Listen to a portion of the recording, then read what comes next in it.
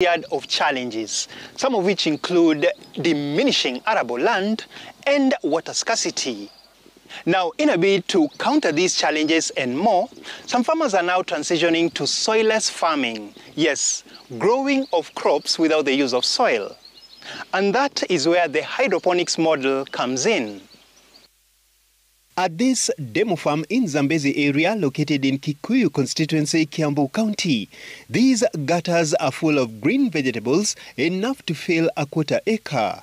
It is the handiwork of youth promoting hydroponics farming or soilless agriculture.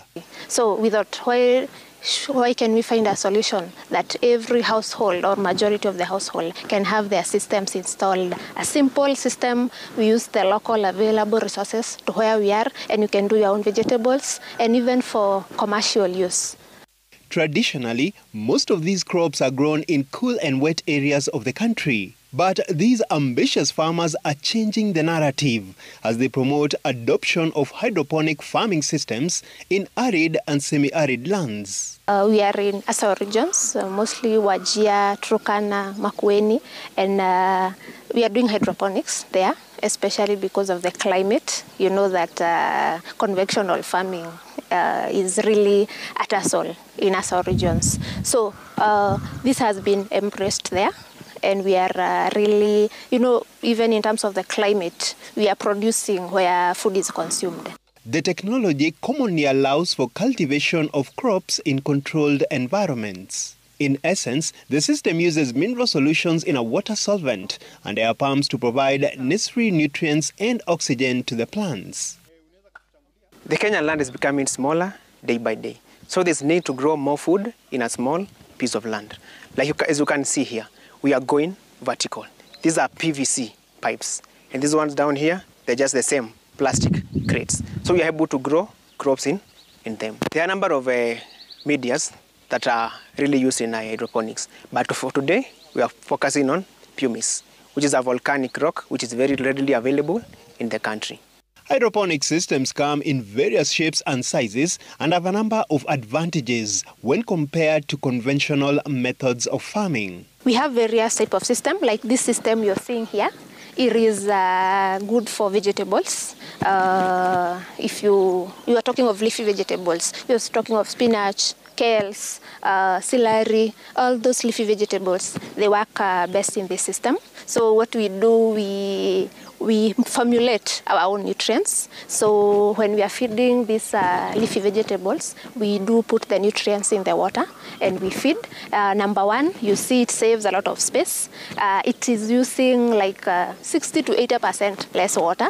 And also, you don't need a lot of laborers to work on the systems. You just set it, feed it, and you go. Actually, you call it set it and forget it.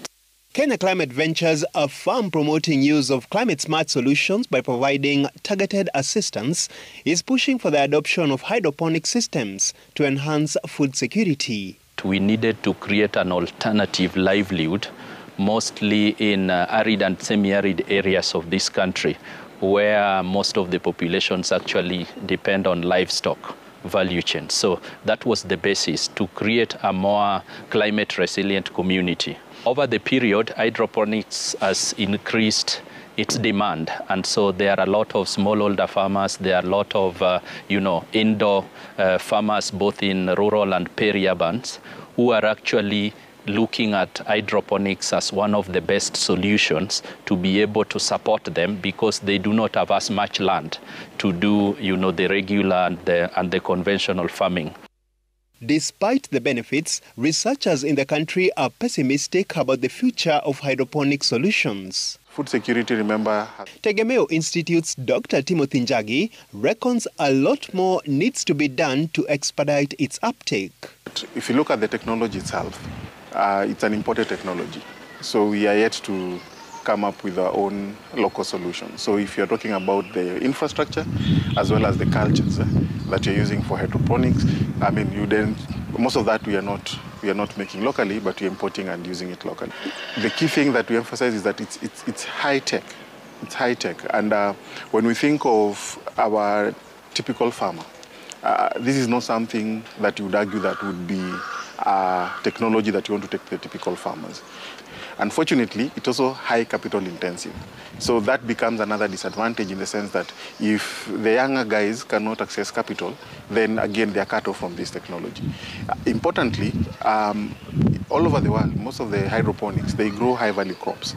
And most of our high-value crops, we target the export market. So we really have to think about competitiveness. Dennis Otieno, Smart Farm.